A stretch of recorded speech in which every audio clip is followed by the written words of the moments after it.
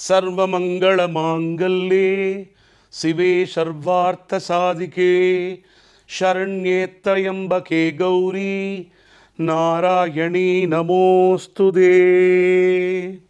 अम्म जय जय देवी दुर्गा देवी चरणं। जय जय देवी दुर्गा देवी चरणं।